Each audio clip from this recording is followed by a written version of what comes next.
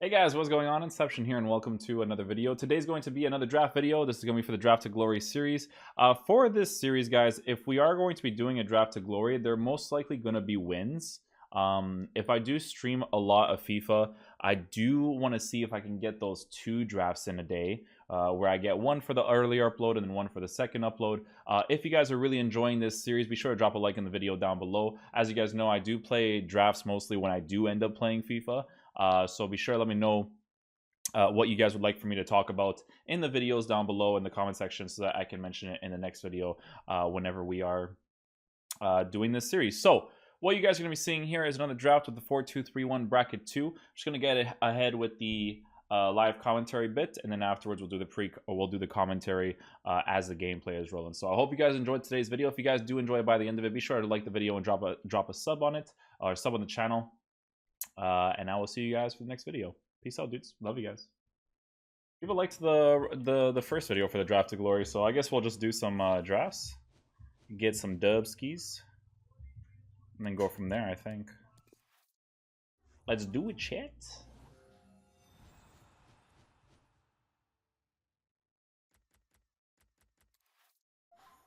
My first time trying out Makalele.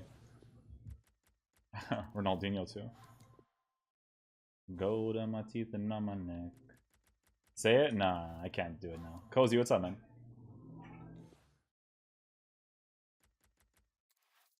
Headliner Rashford. This is an interesting draft, actually. I guess we'll use Matic. Matic is kind of slow though. We'll rock with it though. Felipe Anderson.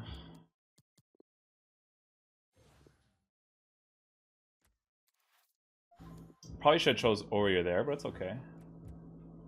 Davinson.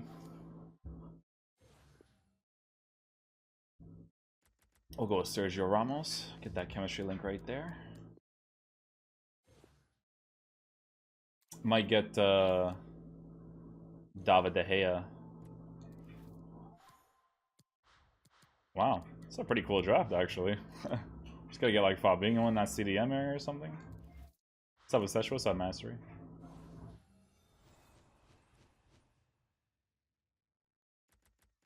What up, Alexander? English.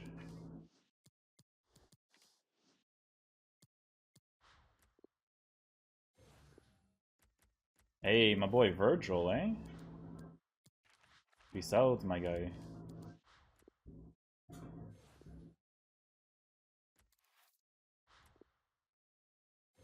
I'm about tired of high school. I'm really about done.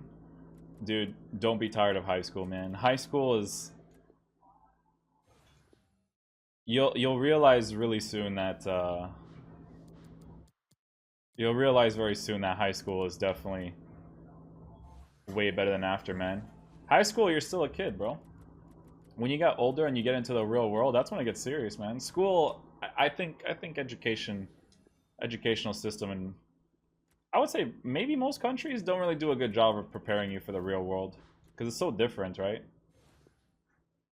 You go from basically seeing people every single day, being social, to not being social at all and just being secluded essentially, unless you get a job that involves a social aspect.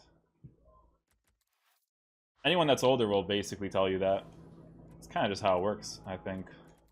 This is not a bad draft. Pretty cool, actually. 2 icons. What do I need chemistry for? Not a single person. I'll give it to Mac, because Mac's one of my favorite players of all time. And we will rock with this. Okay. Let's see how this plays. Alright guys, so we're going to get into the gameplay part of the draft right now. Hopefully I got this time thinging down. We're going to talk about the team. So the team that we did end up using, you guys have noticed, by the end of the draft, I was using an Icon Makalele and an Icon Ronaldinho card. Now the Icon Ronaldinho card that I was using was not his prime version. I think that version is probably the version when he was at AC Milan, so that's when he kind of like got a little bit... you know, he started to deplete a little bit in regards to like being a beast, right? But did I enjoy using the card as a cam? To be honest with you guys, it wasn't bad, right? but the thing that I've always noticed, right, is, and when people say that, you know, pace isn't relevant, it's always nice to have pace because there were situations, right, where I did want to make that run in behind with Ronaldinho, where I wanted him to kind of like make that run, but then be able to transition backwards because he has the pace to be able to do it. And because this version of Ronaldinho's card only has 80 pace, that was a part of my gameplay that I was definitely missing. I think having a person in that cam position that has the pace, the physical, and blah blah, all those really good stats, is still very important. I like a person that has the pace to move around really quickly, because I feel like the cam is one of the most important positions for the 4-2-3-1 bracket too, because they're kind of the focal point of the team. It's them and the CDMs. Like, you need really good CDMs and you need a really good cam, because when you are progressing forward, he's the one that's going to be opening up the space. Now, in a general sense, the card was enjoyable. I think it's the baby version of Ronaldinho's card. So if you do use it, in the sense of it being Ronaldinho and it having similar characteristics to someone like, I'm not going to make this comparison because it's nothing alike, but kind of like a Kevin De Bruyne, where he doesn't have the pace, but he does have the shooting, the dribbling, the passing, and the physical. It kind of makes a card enjoyable to use, right? So it was the 89 version of the cam card, and in that regard, he was awesome. Now, the two big things that I really, really have to say, and in this draft was very, very noticeable, was that one, Ronaldinho, or not two things, but three things. One, Ronaldinho was fun to use because it was Ronaldinho, right? Although the gameplay was complete trash, I liked using Ronaldinho. Marcus Rashford's headliner card is probably one of the more meta strikers that, again, and I always make this comparison between the other strikers, he's probably one of the more meta strikers that isn't Ronaldo in the game, right? I think there's probably a lot more, or there's probably more strikers that are very similar in that regard, that have the pace, the shooting, the passing, so on and so forth. But I really enjoyed using Marcus Rashford's card because he has the weak foot, he has the pace, he has the shooting, he has decent physical, he has the height. It was nice using him as a striker. He wasn't complete garbage, right? Not as good as Ronaldo, obviously, but very, very usable in that position, right? So I really did enjoy using him there. I don't know how much Marcus Rashford costs, and I'm actually going to go check that right now just to make sure that he doesn't cost an obscene amount. Obscene being like 1,000,000 coins, right? Because that would be a little bit too much. But if Rashford's headliner card doesn't cost too much, then it would be really solid to use. So Rashford's headliners card is the striker version of the card, and it is 560k on the PlayStation 4. Honestly, if I was using a 4-2-3-1, 560k for a Marcus Rashford, and then get 2 good CDMs, and then put whatever the hell in other positions, it wouldn't be necessarily a bad thing. I feel like if you use a narrow formation, you always need to have a pretty good striker. Looking at his stats right now, his physical presence is quite nice. He doesn't have the jumping or the heading accuracy, but I really don't do crosses, right? It's all about the floor play for me. And here's the thing about this headliners card, right? He has 93 agility, right, with 81 balance, while being 6'1", right? So that with 87 stamina, 78 strength, 77 aggression, I would 100% buy this card in my team, because he's just a very, very solid card. You need your strikers to be good, because there are very few strikers in this game that are good. And with him, you can shoot with his weak foot. He has 84 finishing, 93 shot power. Yes, his composure sucks, but he really has a lot of attributes to his card that makes him very good, right? And it kind of makes up for the lack of composure a little bit. Yes, the finishing is poor in general, but again, he makes up for it with the physical presence, being able to lay the ball off to other people, because his passing isn't even that bad, right? He has 82 short passing and 71 long passing, so very, very solid. But the one player I'm gonna tell you guys, and to be honest with you guys, right, this kind of made me happy. I had the prime version of Makalele's card. This card was so good to use, and I'm gonna tell you why, right?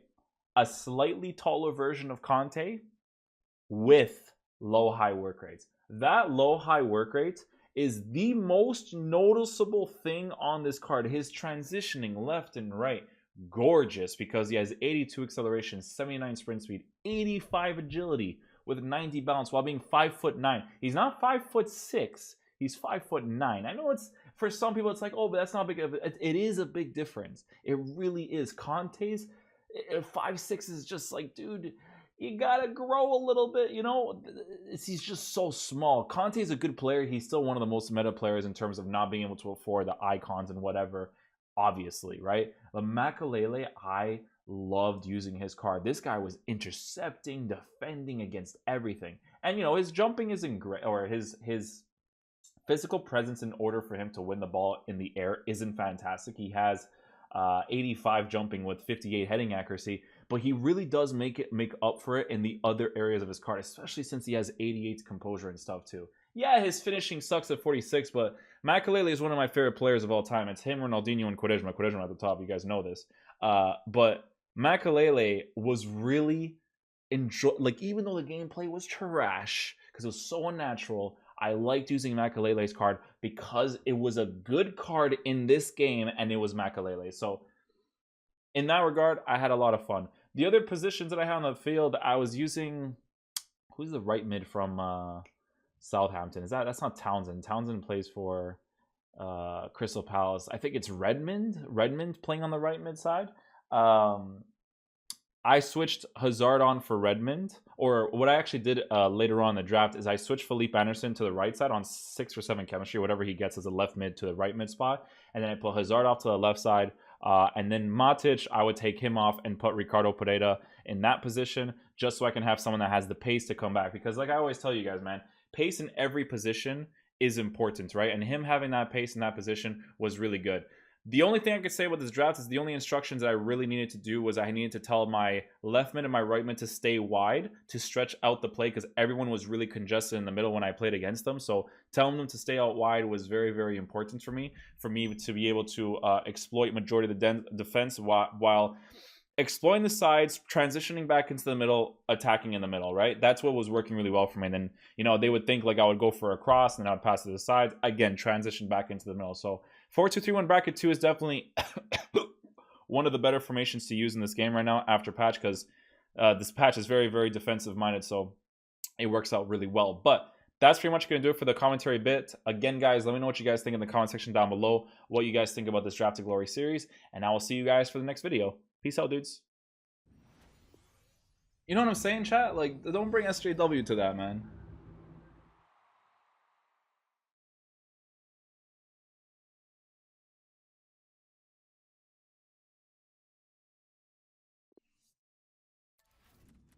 Raven, yeah, oh my god. Always forget what her name is, man. Yeah, I don't like what they do to Raven too, man. So I just don't fuck with it. But it's not like it has like a huge influence in my life. You know how sometimes people are like, how do I explain it? Like, okay, Aladdin. Oh my god, Will Smith this with Aladdin. I'm just like, bro. The old Disney movie still exists. Mr. Williams, still a god tier genie, alright? That's not gonna change. You don't want to watch the movie, don't watch it. It has no influence on you. Listen, I know I complain about FIFA and stuff, right? Because I want the game to be better, blah, blah, blah, blah, blah. I get it, right? But when it comes to stuff in real life, chat, like, people just find things to complain about, bro. Like, I'm telling you, man. Like, when we're talking about real life stuff, like, fucking A.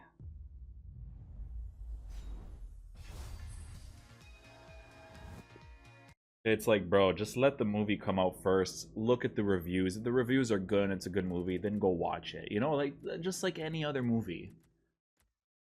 Like, you know the new Hellboy? Yeah, he's not the other guy. Everyone loves the other guy, the one that used to the one that played in the role of the motorcycle show. What was it called again? Sons of Anarchy. I love that guy. That guy played Hellboy fucking amazingly, right? Like, we get it. It's not him anymore. It's a different guy. The makeup is different, sure, but the movie could still be good. You know what I mean? The movie could still be awesome.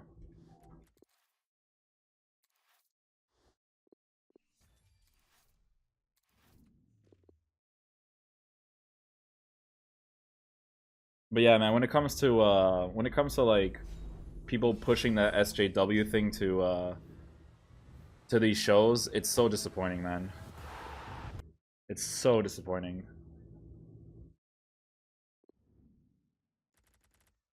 Like, just be a strong character. That's it. No one cares. Just be cool.